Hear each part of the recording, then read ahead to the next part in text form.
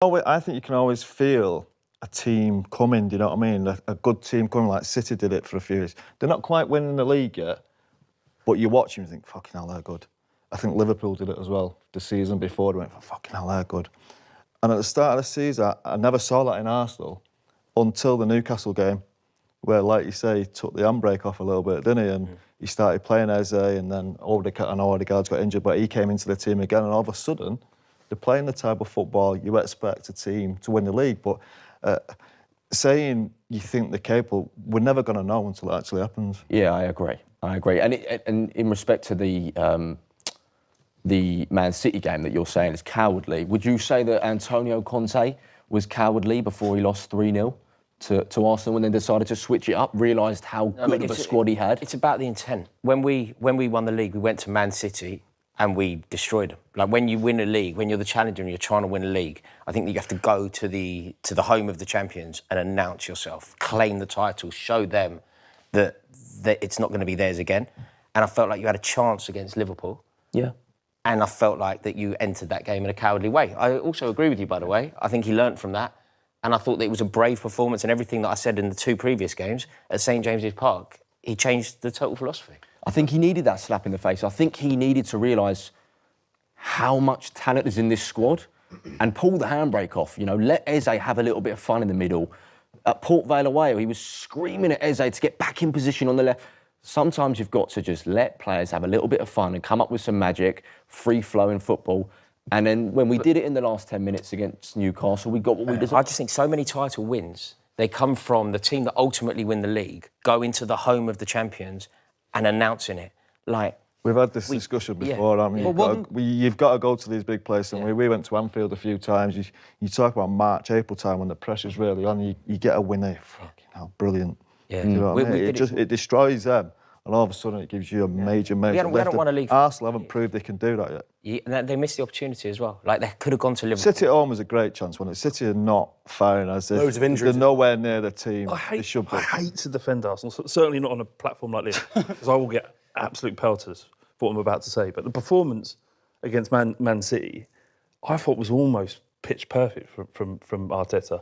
Appreciate he started Mourinho and Mourinho. Come on, it wasn't. It wasn't Up to point. If he played his best team for more than 45 minutes, he wins a game. He didn't play his best team.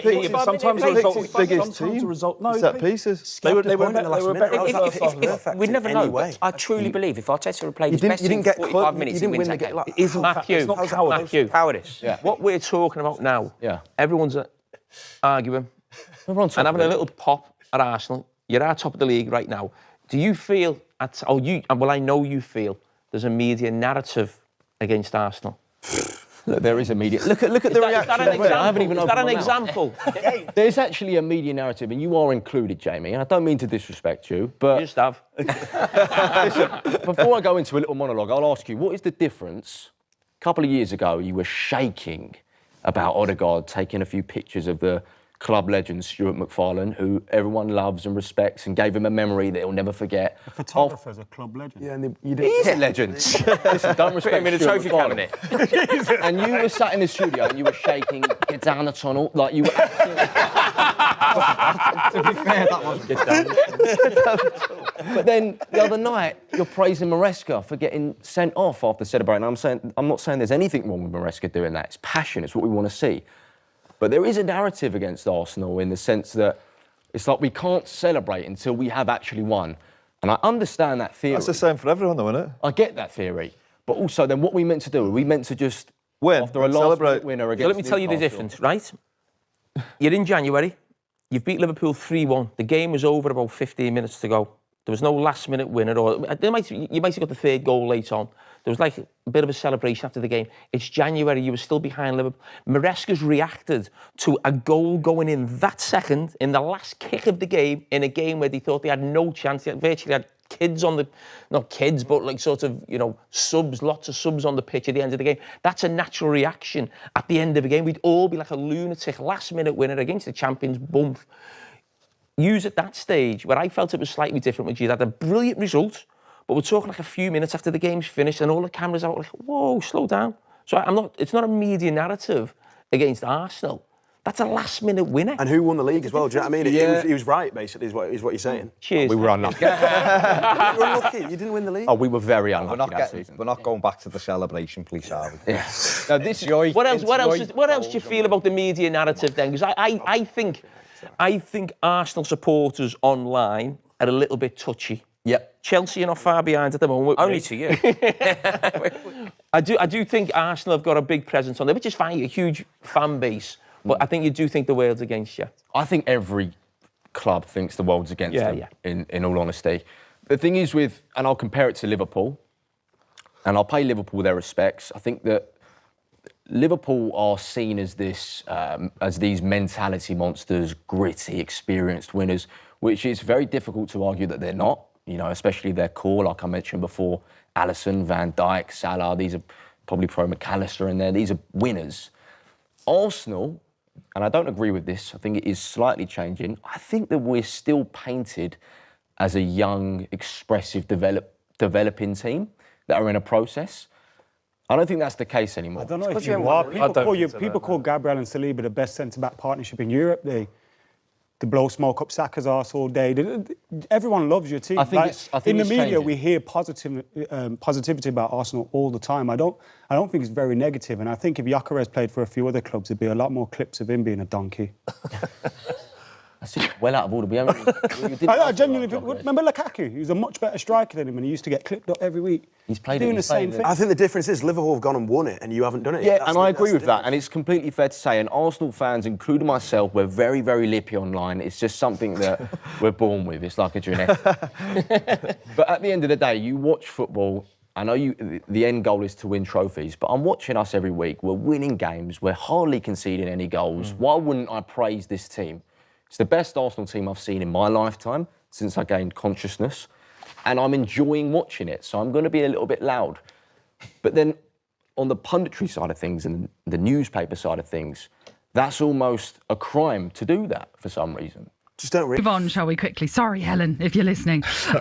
Arsenal. If you go on the Opta supercomputer, if you love those sorts of things right now, they assess that Arsenal are the most likely now to become the Premier League champions going into this international break. They are top of the Premier League after their victory over West Ham as well. A very comfortable victory that it turned out to be. So, based on that, and I think, Danny, you've been quite clear that you think Arsenal could win the Premier League this season.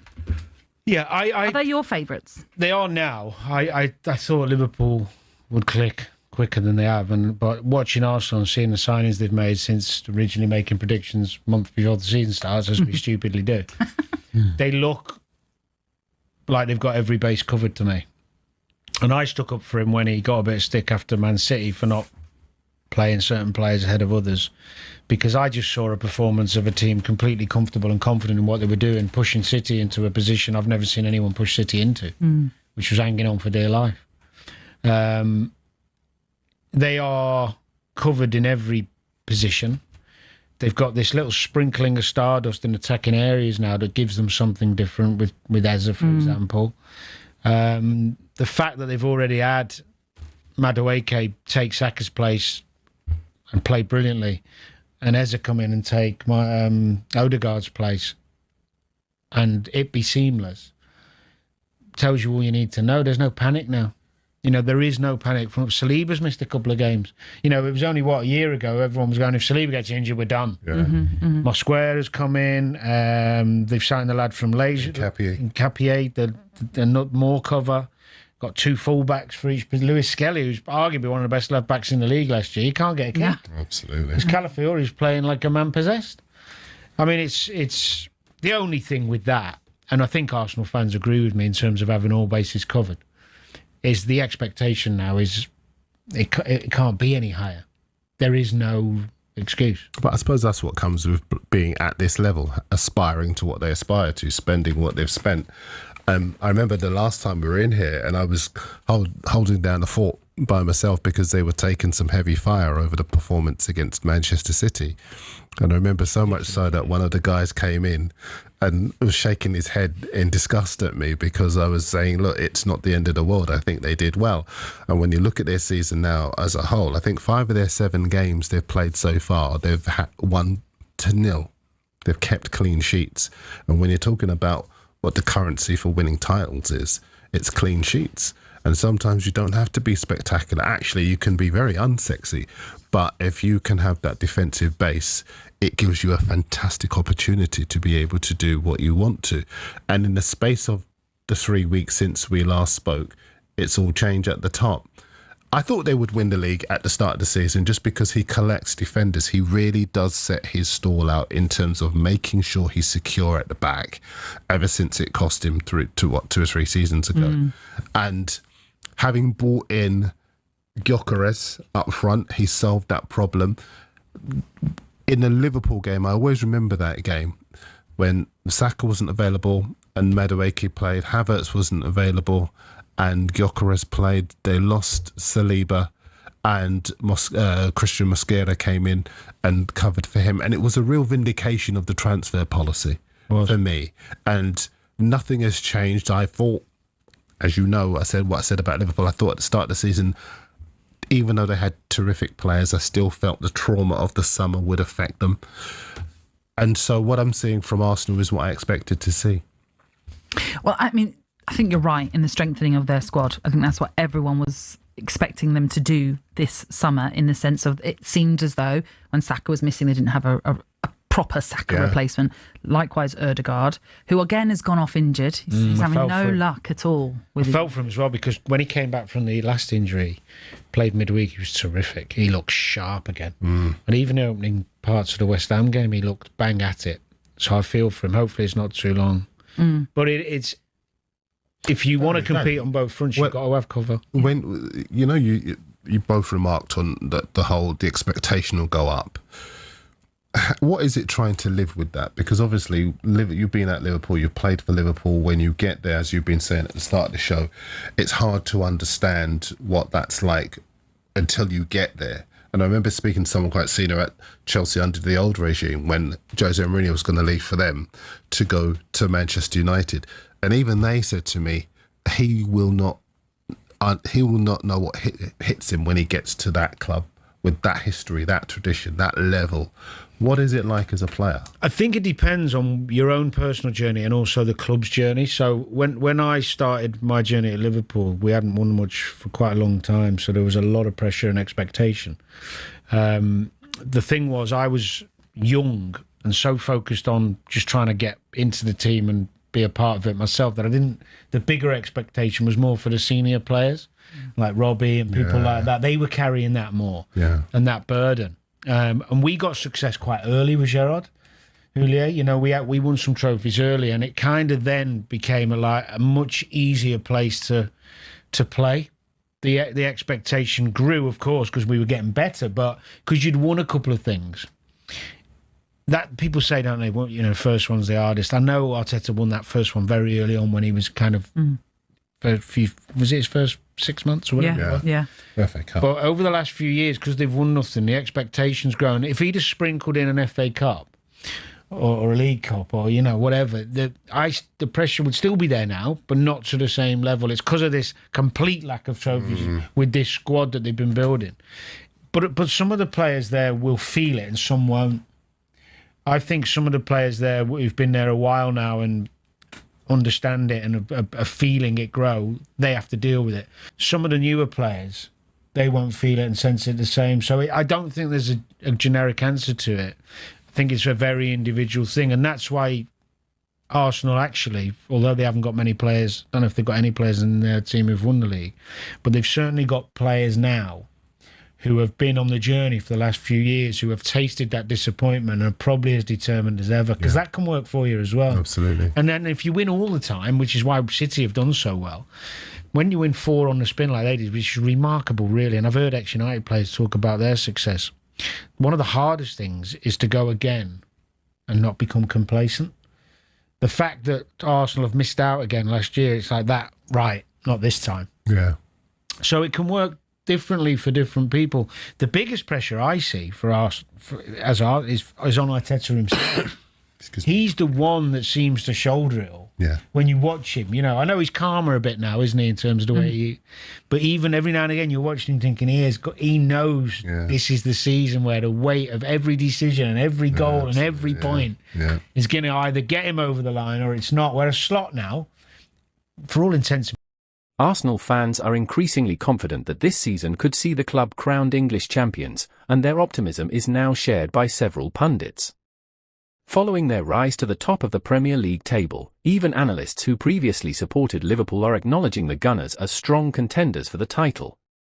Arsenal's squad depth highlighted while many had expected Arsenal's summer transfer activity to bolster their chances, success is never guaranteed solely through recruitment.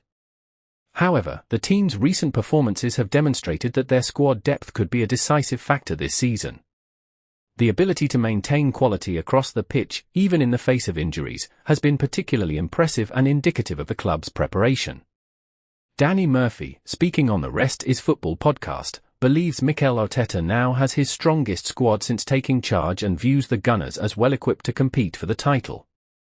He commented, "I think Arteta got the best toolkit has ever had in terms of depth and quality in all areas of the pitch. They're not worried in defence anymore because of the two centre-halves they've brought in. They've got so much talent in attacking areas, and they've had injuries already, and there's been no problem. They look organised, they look full of confidence, and I don't see what excuse they could have for not winning it Premier League this time."